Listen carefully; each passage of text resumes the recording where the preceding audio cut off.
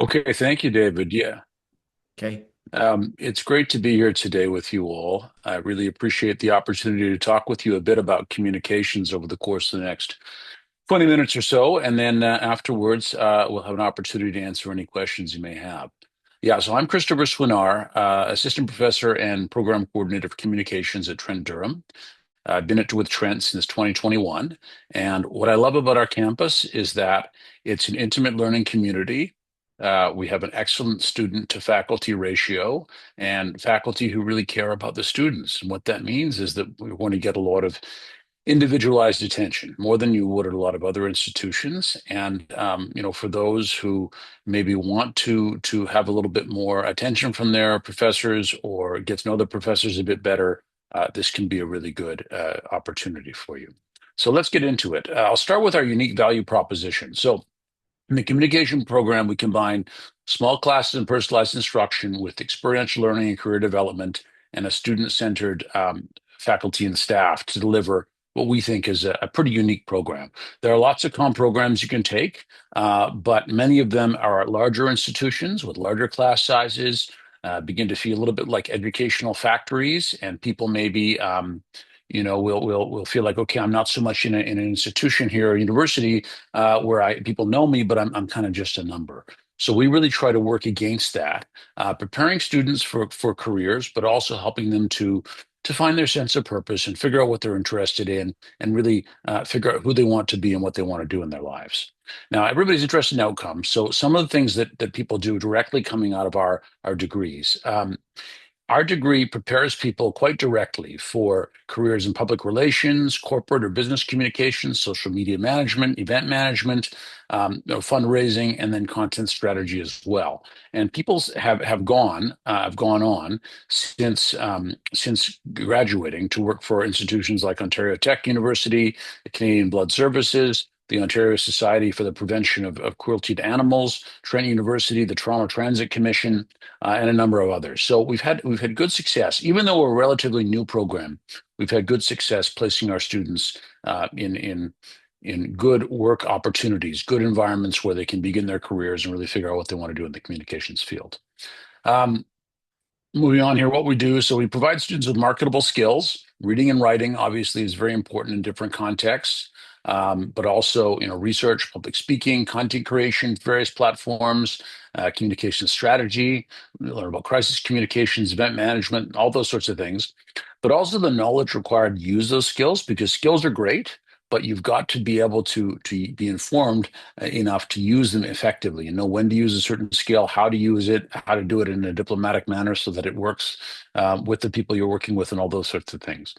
But then the other thing is confidence. And I think that's where being at a smaller institution can really be helpful, because we build our students up and try to empower them so that by the third or fourth year, they really feel like they're ready to go out and own their lives and their career. I call it positive self-assertiveness, building people up so that they really feel like they're ready to go out there and say, I'm the person for the job, or I can do what I want to do, or I can go out and fulfill my dreams, whatever they might be. So who we are. Of course, there's me. You've heard a little bit about me. These are some of the courses that I teach. Introduction to Communications, Public Speaking, Comm Theory, and then often the senior project-based capstone course. More on that later. We have Dr. Maggie Reed, who teaches more of our digital production type courses like digital storytelling, also a lot of our public relations courses as well. Andrew Monty, similar kind of thing, event management, introduction to communications. He coordinates our placement program. We have a strong placement program, placing students in local businesses and organizations so that they can gain valuable work experience. He coordinates that. And he's also developed and is teaching our new AI and communication course, which has proven to be quite popular. And then our most recent hire is Dr. Neil Eber Osborne, who's an environmental communications specialist. He's actually quite a notable nature photographer, and he's helping us develop a new program in environmental communication, and in the meantime, teaching courses in environmental journalism and media relations. So he's a terrific addition to the team. And I should say, most of our courses, one of the differences between us and a lot of other schools, most of the courses you'll have, would be taught by one of us four full-time faculty. So very few people hired to teach just one course, and then they don't have a strong relationship with the university. They're done with the course and the school potentially after the course is over. So there's less of a connection there between the students, the school, and the instructor in those cases. Not the case at Trent Durham with our program in particular. And then Bonnie Caruana. Bonnie is our academic administrative assistant, somebody you get to know well if you're here, a friendly face, someone you can always go to for help. I mean, you can go to any of us really, but Bonnie's always there in her office, looking to help people, and just a good example of the kind of service that we aim to provide here at Trent Durham as well. So a bit more about the program offerings. We have an honors major, 9 credits out of 20 university credits, and a joint major as well. People often like to pair the degree with media studies, business. There are a lot of different possibilities, really.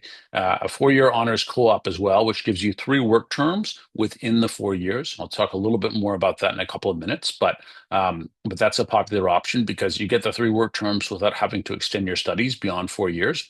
A general major, so that's 6 credits over the course of 3 years, and then a minor at 5 credits, and an option as well at 4 credits. So lots of different options. The other thing I would talk about too, if you're in case you're interested, is we have a postgraduate certificate in digital marketing that we operate with computer science and business as well. And I'll talk about that a little bit later on, but I'm also happy to take questions on it if you're interested too. And then finally, the option in climate communications as well, which is kind of the precursor to the environmental communication program we're currently working on. Specializations. Business communication, you can think of this as internal communication, communication within an organization. So you would be learning about all kinds of things from genres like memos, how to write effective emails, how to write copy for websites directed towards employees, to strategic strategies basically, and strategic plans for communicating effectively with employees within an organization. And then we have public relations, which is more outward facing. So everything to do with how to manage relationships between an organization and its various groups, whether it's customers or community members, stakeholders, regulators, all kinds of different groups there. Have some overlap with marketing for sure. And really a lot of the sorts of things that people tend to think about with communications tend to come back to public relations because it is probably the biggest strategic communication genre, and it's a major focus of our program. Notable courses. So Intro to Public Speaking, great course. I teach myself if I can, be a little bit immodest here. It's wonderful because it really empowers people. A lot of students come in and say, I'm not very comfortable with public speaking, but by the end they're really into it and they say, you know what, not only am I more confident in this course, I'm more confident in my life as well. I'm having an easier time, asking people for dates, advocating for myself at work and things like that. So it's nice to see that it can be a valuable academic experience, but also make such a difference in people's lives because really in communications, we want both of those things. Foundations of Public Relations. So a good introduction to public relations, the theory of it, the history of it, and of course, the practice of it. Writing for the communications industries. This is our course that really introduces people to different genres of writing that one would do in public relations and strategic communication, getting them ready to actually go forth and do those kinds of things. Event management. This is a popular course. The course culminates, I'll talk about this a little bit later on, but it culminates in the actual putting on of a real live event on campus. So students get a crash course in the theory, and then they actually engage in the practice of event management as well. Digital storytelling, basically an introduction to content creation. So if anybody has any content creation ambitions out there, this would be the course for you. Looking at, of course, digital production, but also the theory behind how to effectively tell stories on different platforms and through different apps. Artificial intelligence and communication, everything to do with the way that the role of communication and artificial intelligence, and also the way that AI is changing different forms of communication. And like many of our courses, there's often an applied element there. Students will experiment with AI applications as along with learning about AI in a more academic sense. Social media management. So if you've learned about content creation and digital storytelling, now you can look at how to actually manage a social media account, how to develop a schedule for social media posts, how to coordinate posts, different types of posts, all the things that would go into managing social media. So that's a newer course, but proving to be quite popular as well. And then at the 4,000 level, crisis communication. Of course, PR is always important for companies. It's always important to be thinking strategically. But it's especially important when things go wrong, because then you've got to manage your reputation, which is a difficult thing to build and such an easy thing to lose. So this is kind of a fascinating course because you get to look at a lot of different case studies, and there's a lot of sort of thinking about, like, what were they thinking when they were reacting to a crisis that befell a particular company or organization. So very popular. Some examples of events from event management. So couple of years ago, the team put on what they called the Stress Festival. It was an event during the exam period that encouraged students to come together, play some games, have some snacks, engage in some contests, and basically it was a de-stressor of sorts. Class put it on. It was a huge success. There were people filling the front atrium of the university. Here I am playing a flip cup with the policing and community well-being team. I'm not sure I actually lost, but if I did, I probably threw the game in order to, be a good host and make Dr. Cristiano, Nick Cristiano from policing, feel welcome. Similarly, last year, pups and pastries. This was a good concept. The team brought a bunch of dogs in, stress relief dogs, basically, and they had a classroom set aside, and people could go in and pet the dogs. But in order to draw people into the classroom, they had a little table out in the atrium of the university with pastries and coffee and things, and news about and information about what they were doing. And then they would say, have a pastry, have a coffee, and you can then go back and pet the dogs. And everybody had a great time, except my 3-year-old. We brought Virginia, my daughter, over to see the dogs, and she found the whole thing to be a little bit scary and was a little bit uncertain about it. But she even had a good time because afterwards she got a muffin and she was thrilled about it. So it worked out for everybody. A lot of fun, and again, for the group, a good crash course in putting on an event. Some people said, "Boy, I've discovered a new passion. I love event management. This is what I want to do." And other people said, "I thought I wanted to manage events and put them on, but this has shown me that I'm really not. This is probably really not where I want to go." So useful to have that experience now and begin to figure out what you might want to do later on. Now we have a placement course. It's a full year course. We also have a half year internship, but the full year course, in the early fall, we do professional development and interviewing. So students, the idea is that if you don't have any idea how to find a placement, how to begin to interview for a job, how to put your materials together, we'll train you to do that in the course. And then afterwards, you interview for the placement. And then late fall and winter, you actually begin to do your placement. There's also a half year internship course in cases where students may have already lined up a placement of their own. That happens sometimes. You can just do the half year in fall or winter and avoid all the professional development.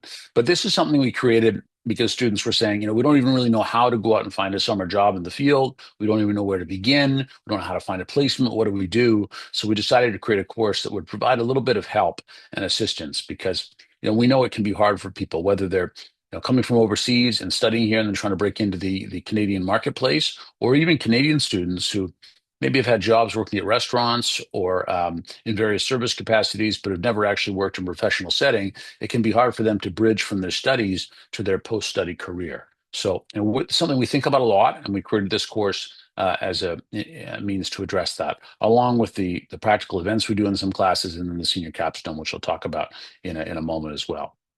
And so here are some of our placement partners. So Northumberland County took a communication student. Oshawa Tourism has somebody. Clarington, a local city, has one. We have a tank museum here in Oshawa, displaying all of the tanks that the Canadian military has used over the years. They took one. A member of provincial parliament, Lauren Coe, has an opportunity. The Oshawa Generals, the local hockey team, has a space for a placement person, and so on and so forth. So you can see there are a lot of good opportunities. And it really also illustrates that with communications, one of the exciting things is that, just about every organization needs communications. So whatever your interest is, whether you're passionate about hockey, whether you're passionate about the military, whether you're passionate about municipal government, whatever it might be, you can find an opportunity to work in that area in a communications capacity. And who knows where it might lead? Even like politics. Like I'm saying, we have a couple of MPP Lauren Cohn, but I believe there's one Lauren Cohn, but I believe there's one other one. I couldn't fit them all on here. All of our placement partners. So yeah, I mentioned the 4-year co-op program. It's direct entry, so the entry requirements are a little bit higher than they would be for the normal degree. I believe it's 80% average, but there are two work terms in the summer and then a third work term at the beginning of the fourth year. That's because employers often like to have students for a longer period. And so this way, in theory, you could be there all summer and then all fall until the end of the fall semester. And then maybe you could, finish up your studies. In a lot of cases, the employers actually do want to hire people back on because if you've been there that long, you've probably proven your worth over the course of that period. So this could be a good opportunity. It's direct entry, so one has to declare for it when one applies, but but it can be a really good option if you're looking to gain work experience in the context of your degree without taking extra time. And again, you get those purposeful summer work terms in the after the second year and the third year once you've developed some skills. Senior capstone. So every year I do a project with a community partner where it's at the university, but the partner's involved, and basically we're trying to tackle some kind of communications problem. So another kind of hands-on thing where it's designed to be a culmination of everything that students have learned over their time in the program. So we work with the Robert McLaughlin Gallery, a local art gallery, on a communication strategy designed to generate interest on the part of young people because young people are not always so interested in art. So we looked at what they were doing and figured out what they could maybe do to reach out on social media to try to connect better with younger people. We work with Durham Region on the promotion of public engagement with the new park project they're trying to do. Basically, they're trying to make some very long parks in hydro corridors where the space is devoted to the power lines. And we wanted to develop a strategy to help them engage groups in the community who otherwise might not normally respond to calls for engagement. We worked with the municipality of Clarington a number of years ago on an electric vehicle strategy. We work with the city of Oshawa on a creator program. They were interested in potentially developing a creator program to bring young people in to work on a freelance basis with the city. So we did some research into what other creator programs in Canada and elsewhere have looked like, and then we developed a plan to potentially promote the creator program as well. It was a year-long project that involved kind of two halves there. And then last year, we were working on the future of rapid transit. So you may be familiar with gondolas or cable car systems. They would like to build one in Oshawa, a north-south one, to help deal with the increased traffic in the area. This is a very fast-growing part of Canada, and the infrastructure really isn't set up to handle the number of people that we have here. And we're only expected to grow. I mean, we expect a lot more people by 2050. So as a result, they need to think of innovative ways to alleviate some of that stress and introduce public transit that maybe doesn't, can help move people around, but also maybe doesn't take too much of a toll on the demands on the surface, removing lanes of roadway and everything. So, we're thinking aerial cable car. The problem is that people thought it was very expensive, it's untested. Is it really going to work here? So we developed a communication strategy to help them try to convince people in Oshawa that this is actually a good idea or could be a good idea, and dispel some of the misconceptions, we could say, that people had about cable cars and about this specific project. So an example of the sort of hands-on work that we've been doing here, upper level students have been doing as they begin to develop their skills and apply them, importantly, to real life projects. I should say also we have a digital marketing postgraduate certificate. We run this with communications, business, and computer science. So it's a mix of a whole bunch of different courses from all three of us. It has September and January entries. It's just a one-year program. Ideal preparation for a range of careers in marketing and communications. So this could be a really good option if you're coming internationally and you already have your bachelor's degree, but you're looking for something that would give you a leg up in a competitive communications and marketing kind of world. And it's also eligible as of right now for the post-degree work permit here in Canada. There have been some changes to eligibility there. Not every degree now allows those, unfortunately, or opens up the pathway to that. But this degree will provide you with an opportunity then to work in Canada afterwards. So we think this is a really good option if you're interested in coming, but maybe only for a year, and especially if you have a credential already. And again, the classes are taught by full-time faculty. In most cases, certainly the courses are, and it's a really solid degree that we worked quite hard to put together last fall with a view towards making sure that international students who did want to come and study with Trent would have a really good high quality option. And it wouldn't just be a case of, come over, take a few random courses and then get your work permit because, Trent, of course, we want international students, but we want to make sure that we're serving them effectively and giving them a worthwhile experience, given how far they're coming, and then as well, how expensive an international education can be. All right. So questions and comments, you can connect with us through our website, trentu.ca/communications. We have an Instagram, comms at Trent. We also have a LinkedIn. And then you can reach me as well. My email is right there, christopher@trentu.ca. And I'd be happy to hear from anyone. You can just fire off an email to me and I will respond. I could even meet with you individually. We could set up a Zoom session just like this one, and I could answer any questions that you might have about the program or about Trent itself. But speaking of questions, I see David's back, and we'll see. Are there questions, David? Anything Yep. people are wondering? Yeah, definitely. I'm just going to stop the recording here.